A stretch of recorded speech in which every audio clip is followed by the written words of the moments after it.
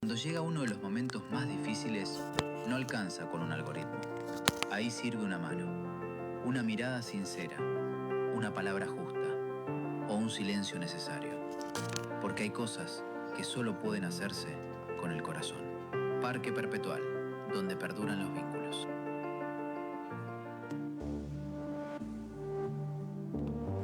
Sin perdón ni olvido.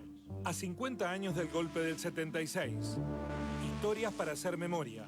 Testimonios de lealtad sobre tumbas. Días de tinieblas con flores. Hijos de todos. Vida contra la muerte. 5 décadas igual. Sin perdón ni olvido. A 50 años del golpe del 76.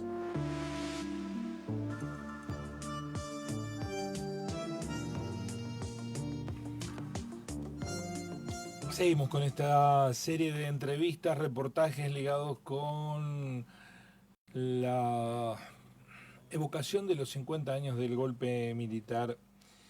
Las historias que nos atraviesan en nuestras vidas, todas dejan huellas. Yo escuchaba al músico y médico uruguayo Jorge Drexler, que dijo que él nació y se formó como uruguayo con la dictadura, y que la dictadura había prohibido el baile, el carnaval, la murga, lo había prohibido oficialmente. Entonces hay una generación de uruguayos que hoy tienen 50 años, poco más, que no saben bailar, que han tenido que aprender a bailar de grande porque la dictadura lo había prohibido al carnaval uruguayo, a la murga uruguaya. Por supuesto que no lograron, es una costumbre de la cultura uruguaya, no lograron evitar que siguiera esa tradición, por más que lo prohíban. Se hacía en la clandestinidad, pero en la formalidad muchos uruguayos no saben bailar murga o no saben ejecutar instrumentos de la murga por esa prohibición. ¿Por qué lo digo? Porque dijo algo muy interesante Jorge Drexler. La dictadura dura mucho más que el tiempo que estuvo vigente. Dijo Drexler, la dictadura, los procesos dictatoriales en un país y sus consecuencias te duran en el cuerpo toda la vida.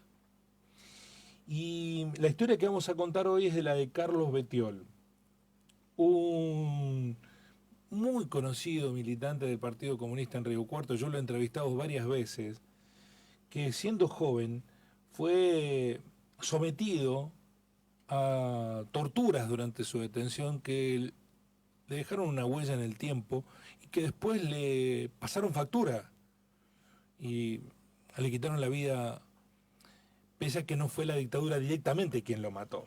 Por eso recibimos a la profesora Marcela Bettiol, hermana de Carlos Bettiol, en esta búsqueda de recordar lo que nos pasó. Bienvenido, Marcela, ¿cómo va? ¿Todo bien? Muy bien, sí. Me acordé de Carlos cuando Jorge Drexler le dijo que la dictadura te dura en el cuerpo, Es ¿no? verdad, es verdad. Es una generación, la mía, por ejemplo, que crecimos en dictaduras. Yo tenía 12 años, 11 años cuando pasó todo esto. Y yo veo que mi generación era el no te metas, el nada política, y queda aún en la sociedad, en esa generación, que son antipolítica, les parece que es mala palabra, o siempre, o sea, no todos, ¿no? Por supuesto, sí, claro. Pero hay un gran sector que pegó muy fuerte, indirectamente porque a lo mejor no les tocó vivirlo de cerca como nosotros, en mi caso particular, pero sí, caló muy hondo.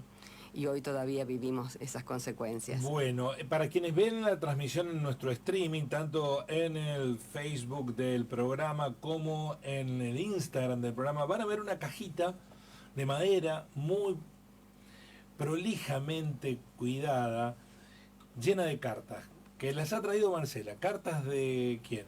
De Carlitos, que me escribía cuando estaba en la cárcel.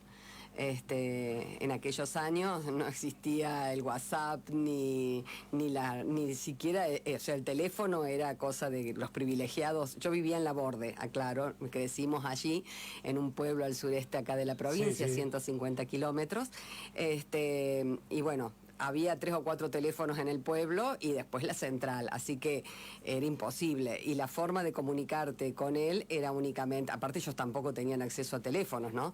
Era la carta.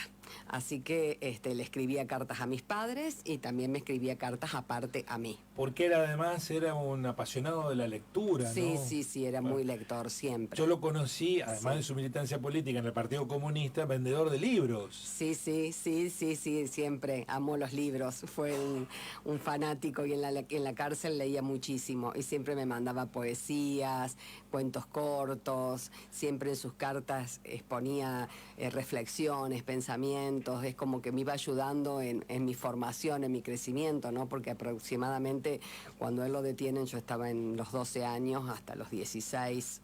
Bueno, lo detienen ya avanzada la dictadura el 30 de junio de 1977 cuando Carlos tenía 22 años. ¿Por qué lo detuvieron? Exacto. Bueno, Carlitos había estado militando en el peronismo de base acá en la Universidad de Río Cuarto, porque él ingresó en la... Vino de labor de estudiar a Río Cuarto. Claro, en el 73, filosofía, y bueno, allí empezó a militar en peronismo de base. Recuerdo anécdotas de que iba con Berta Perazzi y otras compañeras más es decir, él no iba a alfabetizar, sino que iba a ayudar a alfabetizar a adultos en el barrio La Acordeón. Berta Perazzi es otra desaparecida. Otra ¿no? desaparecida. Es de Coronel Molde, pero estaba estudiando en Río Cuarto. Claro. Y hacía un gran trabajo social en los barrios. Exacto, exacto. Y bueno, justo cuando cumple 20 años le toca hacer el servicio militar, entonces se va de Río Cuarto a hacer el servicio, pasó desapercibido en plena dictadura en el 76, le tocó estar en Buenos Aires, O sea, así que... cuando el golpe se produjo, ¿él estaba dentro del ejército? Estaba dentro del ejército como soldado y fue gracioso, pues él contaba anécdotas que a lo mejor avisaban de que había reunión de gente sospechosa en un domicilio y iban a allanar y se encontraban que era un velatorio. Y por lo chiquito todos se le reían porque era muy bajito, y le tocaba cargar un Falk, Sí, que era un un Falk, arma el muy fusil pesado. Automático liviano. Claro, así que, bueno, no lo tenían registrado en ese momento como un militante del peronismo de base. Entonces, en ese momento, ya cuando él sale del servicio militar, obligatorio en aquellos años, quiere volver a la universidad para terminar la carrera. Sí. Y entonces le dicen que no vuelva porque acá habían detenido a todos sus compañeros, porque, bueno, había una racia terrible. Entonces se queda en Buenos Aires trabajando en la fábrica de un tío mío, en la parte administrativa. Y bueno, parece que, bueno, bajo tortura algún compañero pobrecito no resistió y dio su nombre. ¿Alguien lo marcó? Alguien lo marcó y se pusieron en contacto con la Fuerza Aérea en Buenos Aires y allí es detenido. ¿Él hizo el servicio militar en la Fuerza Aérea? No, ya había salido del servicio y estaba trabajando con mi tío en una pero fábrica. le tocó a la Fuerza Aérea. Lo secuestra la Fuerza Aérea. Lo secuestró la Fuerza Aérea. Lo secuestró la Fuerza Aérea. No, se lo pregunto estuvo por... en Campo de Mayo, me parece. Entonces es ejército. Claro. Si ¿Por qué le digo esto? Sí, porque estaba en ejército, sí. apenas comenzó el golpe, empezaron las internas entre la fuerza. Claro. La Marina, la Armada, con Macera, no era lo mismo que Agosti con la Fuerza Aérea, ni que Videla, que era el referente del ejército. Entonces había internas entre ellos y se secuestraban gente entre ellos, empezaron también, por eso tal vez Carlos, avanzado ya, porque 1 año y medio casi de dictadura, haya sido producto de esa interna, ¿no? Empezaron a ver las diferencias internas dentro de la propia dictadura. Claro. Y a él, bueno, lo secuestra la Fuerza Aérea. Y estuvo 3 meses desaparecido. Y primero estuvo en una casa en Castelar, secuestrado. Centro clandestino. Centro clandestino. Y después pasó a Mansión Seré, esa tan muy tenebrosa. conocido, Sí, claro. exacto. Hay una película hecha de los acontecimientos. Él estuvo en Mansión Seré. Estuvo en Mansión Seré, y después de él fue cuando llevan a los chicos de la película, o sea, a los que representan la película. Los personajes de la Y de la Mansión Seré, dejó de estar en la clandestinidad, en algún momento fue legalizado como... aparece en la comisaría de Aedo, en provincia de Buenos Aires, que le avisan a mi tía, que vivía en Buenos Aires, que estaba Carlitos ahí, que le llevaran ropa y comida. Así que bueno, mis primos van urgente a llevarle cosas. Nosotros viajamos desde la Borde volando porque, bueno, mi casa era un cementerio. Durante esos 3 meses era no saber si iba a aparecer, cada vez que salía una noticia, fijarse si estaba en la lista de los abatidos y demás. Cuando, bueno, fue una alegría dentro de todo la angustia, saber que Ustedes estaba pensaban con que vida. una vez que hizo el servicio militar, bueno, está fuera del radar, porque si lo tuvieron ahí que haciendo el servicio militar, ¿qué van a sospechar de su militancia ideológica? Claro, aparte, nunca imaginamos que era tan grande la cosa, ¿no? O sea, nadie se suponía... Era tan cruel la dictadura. Claro, porque no se publicaba todo esto. No. Nadie lo sabía, o sea, lo empezábamos a conocer una vez que estábamos adentro, que estábamos ahí en esa situación de acompañarlos a ellos. Ahora, Carlos tenía 22 años. 22 años, Era era un una bebé. criatura. Sí. Era muy chiquito, sí. Pero bueno, los jóvenes de aquellos años eran muy maduros, ¿no? Yo creo que ya con 17, 18 años tenían Compromiso. un ¿no? compromiso social increíble, realmente admirable. ¿Y ese compromiso lo adquirió aquí en Río Cuarto cuando vino o en su familia estaba también la militancia? Sí, no, mi padre no era militante, pero era un trabajador, siempre había sido, o sea, partidario de Perón. Peronista. Peronista, Sí. pero nunca militó. Mi nunca padre militante, ni no dirigente, era, ni no, militar. nada. Mi Era un padre- peronista que lo era votaba una- a Perón por los beneficios que le había dado. Exacto, nada más. Pero, bueno, veía el sufrimiento, el trabajo, la explotación, ¿no? La plata que nunca alcanzaba y, bueno, siempre pensando en que se podía construir un país más equitativo, más inclusivo, y tuvo en el secundario un profesor de filosofía, Amero, que le despertó también la pasión por la filosofía y el empezar a canalizar esas ideas que ya iban fluyendo en su cabeza y que no sabía cómo orientarlas. Bueno, hay una frase que se usa hoy casi habitualmente, que hay mucha gente que descubre la realidad leyendo. Claro. ¿no? Hay una entrevista hecha a un político que es joven, que empezó militando en la derecha y terminó en la izquierda, y un periodista le pregunta ¿por qué ese cambio? Porque me informé, empecé a leer. Ujú. Y eso es para muchos determinante, ¿no? La lectura se transforma Sí. en una especie de epifanía, uno descubre, Sí. mirá lo que está pasando en el mundo, ¿no? Ujú. Eso es lo que ocurre. Y más aún cuando te pasan las cosas. Creo que la experiencia también te hace reflexionar y cambiar de opinión.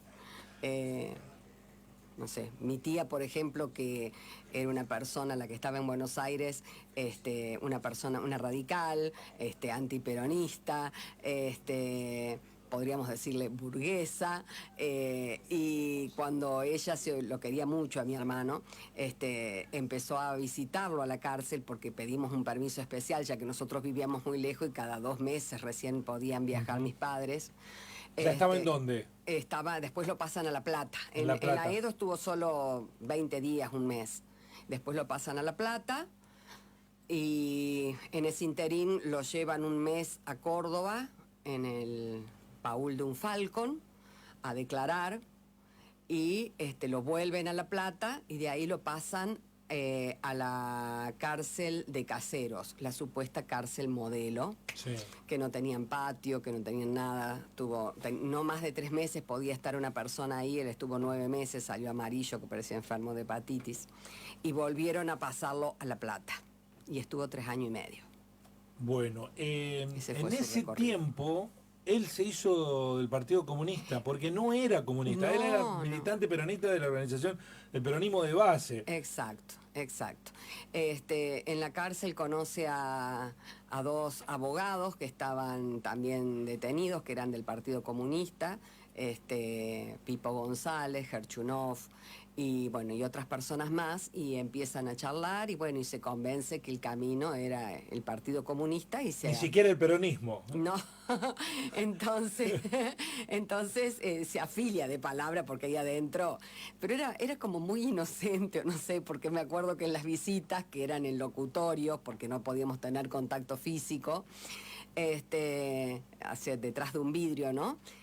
Lo veíamos. Como en las películas. Como en las películas, sí, horrible. Ahí le dijo a mi papá muy contento. Dice, papi, me afilié al Partido Comunista. Y mi papá casi se muere. Realmente. Salís de Guatemala y te metés en Guatepeor. Que mi papá se lo quería comer crudo. Pero bueno, lo fue entendiendo y después eran tan compinches y fue... ¿Y la familia Betiol se vino a vivir toda a Río Cuarto o sus padres Sí. se quedaron en la borde? No, mis padres se vinieron a Río Cuarto. Cuando mi papá se jubila, se vienen a Río Cuarto. Sí. Teníamos una propiedad acá de parte de mis abuelos maternos, o sea, porque la familia de mi madre es de Río acá. Cuarto. ¿Qué Sí. apellido es? Pedra. Pedra. He conocido al doctor Pedra, creo, no, un profesor de educación física. Claro, Carlitos Pedra, Carlitos Pedra. es primo mi hermano mío. Claro, Sí. Jugador de rabia, efectivamente. Eso. Gracias, Carlitos. Dice Isabel Medina, hola Marce, sé que la conoce Isabel, sé la historia de ustedes, mi respeto siempre estuvo, lo sabía, la esposa de Carlitos, fue mi compañera en el secundario y también después, cosas de la vida, trabajamos juntos, gran persona, ser humano, empático, ninguneado en su trabajo, hoy creo es por esto, ella se desempeñó en silencio, a veces yo salía en su defensa. Las señoras pacatas a mí no me contestaban, pero ella no quería. Fuimos amigas y la fui a cuidar unas horas en sus últimos momentos. Orgullosa de haberlo hecho, no me arrepiento. A él también lo conocí con sus libros. Abrazo a la familia. Me da gusto hoy que puedan hablar y gracias a Guillermo por estos momentos. Bueno, gente que lo recuerda, lindo, porque gracias. tenía una manera tan afable, Carlos, Sí, de era un relacionarse. amor, era un amor. Sí, era una persona muy comprometida socialmente, muy comprometida. Sí, Él sí. pensaba siempre en los demás, después en él. Y además yo lo veía como muy un respetuoso. un de las llanero ideas. solitario, porque ser del Partido Comunista era una rareza realmente Sí, en sí, esta sociedad. sí. Supongo que él Y debe no haberlo... te digo nada cuando salió de la cárcel, que se fue a vivir a la Borde con nosotros. Sí. Una vez que terminó la vigilada, porque también estuvo un año con vigilada, fundó el Partido Comunista en la Borde. O sea, ¿En era tosudo. Él, no. Y andaba en una motoneta y se subía para arriba de un banquito en la esquina del cine, al frente de la plaza, y con un megáfono daba los discursos, y eran 3 o 4 gatos locos los que lo seguían, y el resto lo escuchaba arriba de los autos a una cuadra, media cuadra, pero nadie se bajaba, ¿no? Pero todos lo querían. Estaba y lo muy respetaban. convencido. Sí, lo querían y lo respetaban muchísimo porque veían que era una persona que no tenía... Y lo hacía con honestidad. Con honestidad, y vivía absolutamente. tal como lo expresaba, ¿no? O sea, no era una cosa de decir y yo hago otra. Sí. Recuerdo en un momento, pocos años antes de fallecer, le ofrecieron ser secretario de Cultura en la provincia y él dijo que no iba a ser usado por los políticos del momento y que prefería seguir siendo pobre, pero no tener, llevar eso en su conciencia. No, nada lo tentaba. Él no murió durante la dictadura, pero lo mató la dictadura. Exacto. ¿Por qué? Porque, bueno, 20 días no llegó al mes, empezó a sentir dolores de estómago, pensó que era una hamburguesa que le había caído mal, va al médico y el médico le siente toser, entonces dice, vamos a hacer una plaquita, dice, porque esa tos no me gusta, y cuando le va a hacer la radiografía, ve que el corazón le tapa los pulmones. Se había dilatado y solamente un 25% funcionaba de su corazón. Y había 3 enormes cicatrices que solo bajo tortura podría haber confundido, o sea, eran 3 infartos y bajo tortura confundió el dolor de la picana con... o sea, cuando lo torturaban se infartó y él no se dio cuenta porque el dolor de la picana era mayor que el del infarto. Exacto. Fueron 3 infartos que tuvo. Siendo joven, teniendo 22 años, eso le rompió en el corazón. Exacto, y cada vez se fue dilatando más, y nunca lo supo, porque en aquellos años no había tanto rigor en los análisis cardíacos, ¿no? No, y a nadie se le ocurrió, habrá hecho algún control muy sencillo, muy simple, no, es decir, se descubre cuando ya había que iba de trasplante, o sea, ya hablábamos con un cirujano para ver si había posibilidades de alguna cirugía. ¿Qué edad tenía Carlos? Cuando fallece, 57 años. Jovencísimo. Sí, yo siempre digo que la vida le regaló casi 30 años más de... ¿Por qué? Porque milagrosamente salvó su vida. Sí, porque podría haber muerto.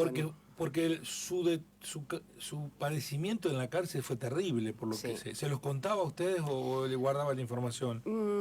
Sí, algo contaba, pero poco. O sea, él era muy optimista, él trataba de contar, en la cárcel jamás. Después cuando salió contó algunos detalles, algunas cosas, pero no las atrocidades que después yo leí en sus declaraciones. En declaraciones judiciales. Exacto, en declaraciones judiciales. Por ejemplo, ¿qué recuerda? Sin que la someta a un recuerdo doloroso de lo que le pasaba. Preferiría no, son muy escalofriantes. Sí. No, preferiría no mencionarlo porque yo creo que ni a mis hijos ni a mis sobrinos se los he contado lo que he leído. ¿No? Y respetamos absolutamente.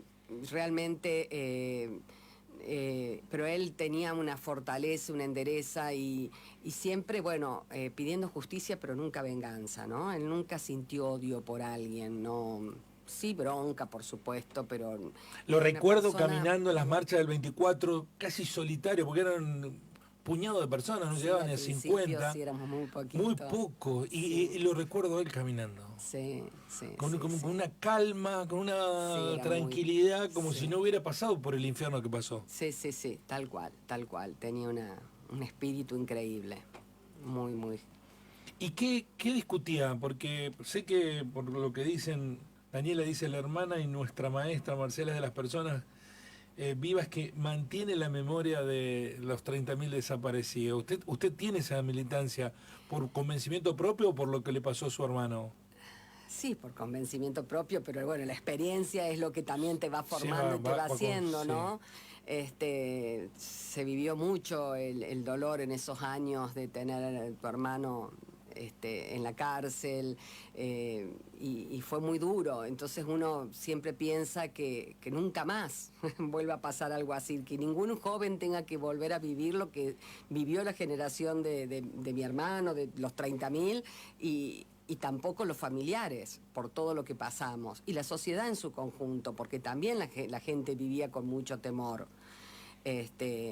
Así que sí, mi militancia fue más desde, a lo mejor desde lo educativo, porque bueno, desde que el gobierno nacional permitió que se trabajara dentro de el provincial también dentro de las escuelas, bueno, yo desde hacía un proyecto que era Derechos Humanos Ayer, Hoy, Siempre, y trabajábamos a lo largo del año desde lenguas sociales. Eso parece tener un déficit muy grande en este tiempo, ¿no? Sí. Porque usted lo hizo porque lo habilitaba la posibilidad, pero claro. Estructuralmente la educación ha hecho pedagogía de la memoria de lo que nos pasó. Sí, creo que en su momento sí. Yo ahora estoy un poquito más alejada porque ya estoy jubilándome, prácticamente ya este año no volví a la escuela y los últimos 2 años los pasé en tarea pasiva, así que desconozco cómo están trabajando las docentes la temática. Pero sí, yo creo que en algunos aspectos es como que hay un retroceso en cuestión de la memoria. Bueno, ya pasó, ya está, no sé. ¿Y tiene temor que volvamos a repetir aquellos acontecimientos? Porque tal vez no tomemos dimensión que las familias fueron las víctimas de la dictadura, no solamente los afectados, ¿no? Usted, sus padres... fueron víctimas de la dictadura cívico-militar. Sí. Eso costó asimilarlo, de que nosotros fuimos las víctimas también. Es decir, ¿por qué? Y porque nosotros solo pensábamos que la víctima era él y nos hicimos conscientes después de muchas reflexiones, muchos años después. Te diría los últimos 10 años quizás. Antes ni se me hubiese supongo que cruzado. debe ser un parteaguas eso, ¿no? Lo que les pasó a ustedes, tener en la familia a un perseguido por sus pensamientos, por sus ideas, e incluso hasta aquellos que cometieron delitos, que los tendrían que haber juzgado y que cumplan sus condenas y no torturarlos, hacerlos desaparecer, ponerlos en fosas comunes, tirarlos de los aviones. Digo, eso es una locura. Los que avalan eso están realmente tan o más desquiciado de los que lo pensaron y lo ejecutaron en Sí, su yo momento, creo porque el contexto es distinto. Sí, sí, sí. Sí, hoy yo creo que no hace falta una dictadura. Es decir, el pueblo eligió la ultraderecha y bueno, están aplicando una política económica que no hace falta aplicar un golpe de Estado, como se hizo en aquel momento. Porque el golpe Pero se dio aquello fue para mucho poder... más, fue un genocidio, ¿no? Sí, sí, sí. Fue una limpieza Sí, ideológica. sí, totalmente. Que no importa si son 8, 10, No, 20, hoy 30 tenemos la o libertad de hablar, eso sí. Hoy tenemos este espacio, Este espacio. que lo podemos perder, no quiero Exactamente, decir... ese es el miedo, ¿no es cierto? Sí. A poder perder la De la hecho, posibilidad se está de perdiendo desde expresarnos. la autocensura. Hay muchos que no tratan. Yo veo que los medios de comunicación, que me disculpen, ni mencionan que se está cumpliendo 50 años de la dictadura. Sí. Lo pasan de largo. Lo pasan de largo. Está operando un proceso de autocensura terrible. Sí, Terrible de ignorar. No nos metamos por las dudas, te dice. exacto. ¿No? O porque no conviene, porque te pianta audiencias, como si lo nuestro estuviera ligado a un negocio de consumo mediático y no de compromiso con una sociedad mejor. ¿No? Es peligroso que esto se Sí, instale, ¿no? sí, sí, sí, totalmente, totalmente. ¿Usted personalmente lo veía como un ídolo a Carlos? Sí, sí, yo lo admiraba mucho. Qué sé yo, Era el fueron hermano épocas, mayor. claro, era mi hermano mayor, teníamos casi 10 años de diferencia, era mucho, entonces al principio había cosas que no las lograban entender lo suficiente y después, bueno, fui entendiéndolo y sí, siempre fue mi apoyo, mi gran amigo, mi gran compañero, fuimos muy unidos con Carlitos. ¿Cómo vivió sus últimos años, digamos? Porque él sabía de la gravedad de su padecimiento, ¿no?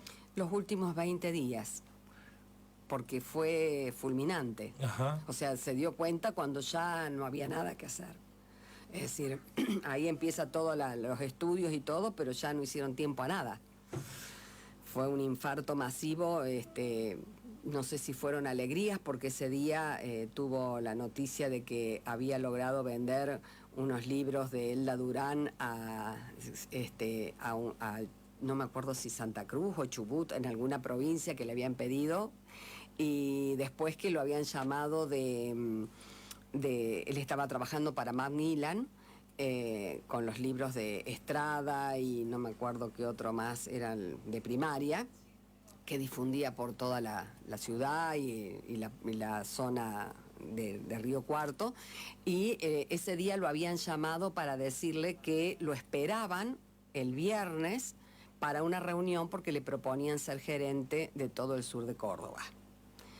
Yo creo que esas dos grandes emociones, esas alegrías, Sí, lo sí. mataron porque llegó a su casa, dejó el auto, se ve que se sintió mal, dejó el auto afuera sin llave, la puerta de calle sin llave, había un vaso con agua, había tomado una pastilla porque se veía que la había sacado y se había alcanzado a desvestir y así quedó muerto en la cama.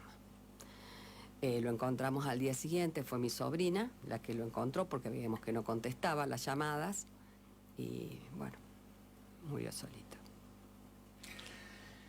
¿Quiere en el final leer una de las tantas cartas las que usted eligió que le mandaba Carlos Betiol, en la evocación de hoy, las víctimas de la dictadura, las historias que nos atraviesan? Carlos Betiol, oriundo de Labor, estudiante de la carrera de Filosofía en la Universidad Nacional de Río Cuarto, durante el golpe en el ejército haciendo el servicio militar y después del golpe, después de transitado el primer año del golpe, cuando terminó su servicio militar, lo metieron preso por su militancia y compromiso con las ideas.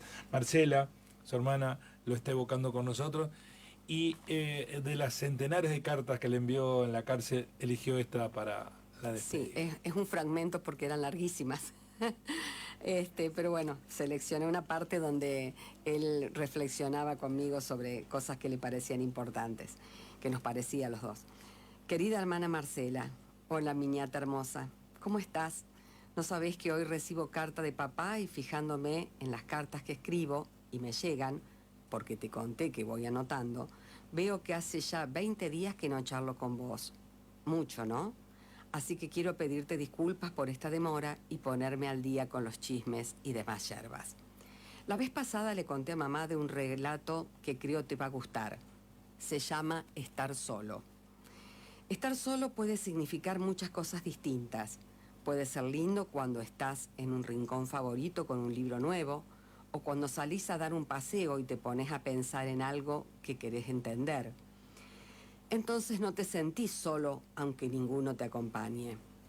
Pero a veces, aunque te rodee la gente, podés estar solo.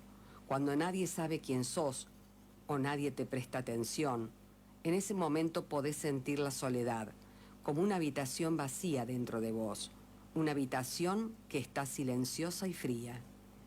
Pero no hay nada peor que cuando necesitas compañía y no encontrás a nadie, como cuando te despertás en una cama extraña y no sabes dónde estás, aunque quizás encuentres tu osito de peluche o algo que te demuestre que alguien se interesa por vos. Pero sobre todo te sentís solo cuando nadie se preocupa por vos. A menudo, mucha gente se siente así. ¿Y qué me contás? Hermoso, ¿no? Y qué real. ¿Cuántas veces nos vemos a una persona que está cerca y se siente sola?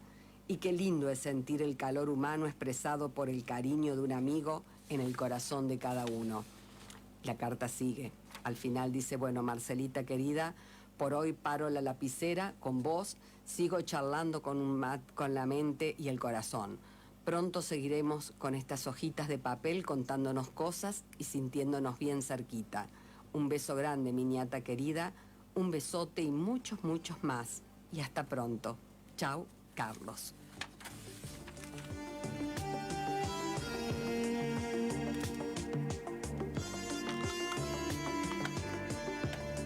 Gracias, Marcela, gracias por Gracias a permitirnos ustedes. entrar a ese mundo de tanta privacidad y complicidad entre hermanos para recordarlo a Carlos. Gracias a ustedes. Usted dijo que murió solo y ahí habló de la soledad, ¿no? Sí, es muy significativo, por eso lo elegí. Sí, ¿se sintió solo o arropado cuando volvió a la vida civil después de lo que le pasó? No, se sintió creo que muy acompañado, muy querido por todos. En Laborde fue una fiesta cuando llegó, lo fueron a buscar, tocaron bocina, lo pasearon por todo el pueblo, la gente salía, lo aplaudía. Fue muy emocionante, muy lindo. Sí, lo querían mucho y a mi papá también, era una persona muy, muy amorosa. Nos sentimos orgullosos de haberlo evocado. Gracias por su emoción. Muchas gracias, igualmente. Muchas gracias.